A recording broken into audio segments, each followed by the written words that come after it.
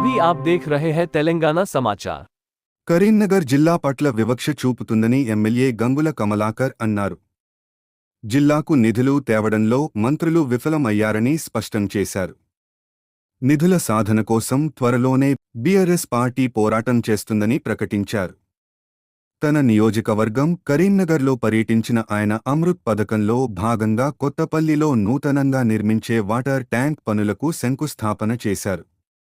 అనంతరం నూతనంగా నిర్మించిన హెల్త్ సబ్ సెంటర్ను ప్రారంభించారు. ఇప్పటికే కరీంనగర్ నగరాన్ని రాష్ట్రంలోనే ఒక గొప్ప నగరంగా తీర్చిదిద్దుకున్నాం. ఆల్రెడీ గత 10 సంవత్సరాల కేసీఆర్ ప్రభుత్వంలో అద్భుతమైన ఇన్ఫ్రాస్ట్రక్చర్ డెవలప్ చేశాం. అద్భుతమైన రోడ్స్ నెట్వర్క్ కంప్లీట్ చేసుకున్నాం. డైలీ వాటర్ ఇచ్చిన ఏకైక మున్సిపల్ కార్పొరేషన్ కరీంనగర్ నగరం ఒకటే తెలంగాణలో.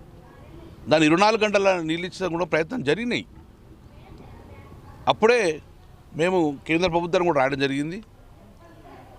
కంటామినేషన్ ఉండొద్దు అంటే 24 గంటల నీళ్ళు ఇవ్వాలి. 24 గంటల నీళ్ళు ఇవ్వాలంటే సోర్స్ బాగున్నది, నీళ్ళు మానే డ్యాంలో నీళ్ళు ఉన్నాయి, కానీ దాని తగిన ఇన్ఫ్రాస్ట్రక్చర్ కావాలి, పైప్ లైన్ కావాలి, ఓవర్ హెడ్ ట్యాంకులు కావాలని చెప్తే అప్పుడు ప్రపోజల్ పంపడం జరిగింది. దానికి అనుగుణంగా మొన్ననే కేంద్ర మంత్రి బండి సంజయ్ మేము అందరం కలిసి కరీంనగర్లో అమృత పథకం కింద ప్రతి ఇంటి కూడా 24 అవర్స్ నీళ్ళు వచ్చే విధంగా పైప్ లైన్ కూడా ఓపెన్ చేసుకున్నాం, ఓవర్ హెడ్ ట్యాంకులు ఓపెన్ చేస్తున్నాం. పక్కకే ఉన్న మున్సిపాలిటీ కొత్తపల్లి మున్సిపాలిటీ అప్పుడే 26 కోట్ల ప్రపోజల్ పంపడం జరిగింది. దాన్ని 26.1 కోటి శాంక్షన్లు అవడం జరిగింది. టెండర్ అయిపోయింది. కరీంనగర్ కాంట్రాక్ట్ ఇక్కడ ఇస్తుంది కాబట్టి దాన్ని కూడా ఈరోజు భూమి పూజ చేయడం జరిగింది.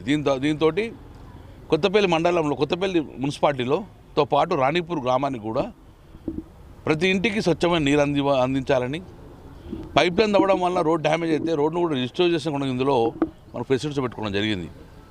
సో మ్యాక్సిమం ఒక 9 months నుంచి 1 year లోపల కొత్తపల్లి మున్సిపాలిటీలో కూడా ప్రతి ఇంటికి కూడా స్వచ్ఛమైన నీరు అందించే పథకమే ఈ అమృత పథకం. సోర్స్ ఉన్నది కాబట్టి 26 కోట్లతో ఈరోజు ఓపెనింగ్ చేసుకోవడం జరిగింది. దాంతోపాటు ప్రజల యొక్క ఆరోగ్యమే ముఖ్యంగా భావించే ఏ ప్రభుత్వం అయినా కానీ నేనున్నప్పుడు శాంక్షన్ చేసిన సబ్ సెంటర్ కూడా ఈరోజు ఓపెన్ చేసుకోవడం జరిగింది. సుమారు 6 లక్షలతో సబ్ సెంటర్ కూడా ఓపెన్ చేసింది. ఇవి ప్రజలకు కూడా అందుబాటులోకి ఈరోజు తీసుకొచ్చినాం.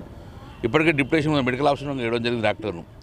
నేను ఒకటే రిక్వెస్ట్ చేస్తున్నాను కాంగ్రెస్ ప్రభుత్వానికి, మరి ఇంత గతంలో సబ్ సెంటర్లు ఉన్నాయి, మరి ఈ సబ్ సెంటర్ కూడా పవర్ బిల్ కడతారా, మీరు కట్టరా? చాలాసార్లు పవర్ బిల్ కట్టకపోతే కరెంట్ వాళ్ళు వచ్చి కట్ చేస్తూ అంధకారం ఉంటున్నాయి. సో ఇటువంటి కొన్ని వీటికి నిధులు ఉండవు. దాంతోపాటు దీనికి మెయిన్ గేట్ పెడితే కూడా నిధులు లేవు, మెష్ పెడితే నిధులు లేవు.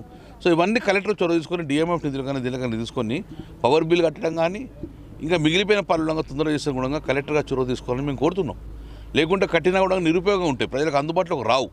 సో ఈ విధంగా 1 year పరిపాలన అయిపోయింది, కాంగ్రెస్ ప్రభుత్వం పరిపాలన అయింది. ఇప్పటికైనా మేలుకోనండి, మంత్రులు అందరూ మేలుకోనండి, ప్రజల యొక్క అవసరాల దృష్ట్యా మీరు కాన్సన్ట్రేట్ చేయాలని చెప్పి కోరుతున్నాం. కాబట్టి త్వరలోనే డెఫినెట్గా టీఆర్ఎస్ పార్టీ పక్షాన ప్రజల ఉద్యమం చేయక తప్పది, చేస్తాం కూడా. ఇప్పటికే చాలా ఇబ్బంది పడుతున్నది. వరంగల్ నిధులు వస్తున్నాయి, పెద్దపల్లి నిధులు వస్తున్నాయి, కరీంనగర్ను చిన్నచూపు చూస్తున్నారు. మరి ఎందుకు చిన్నచూపుతో కరీంనగర్లో మంత్రులు లేరా, పనిచేస్తలేరా? డెఫినెట్గా ఒక 3-4 నెలల తర్వాత ఈ యొక్క ప్రజల పనుల మీద, ప్రజల అవసరాల మీద డెఫినెట్గా నిలదీస్తాం.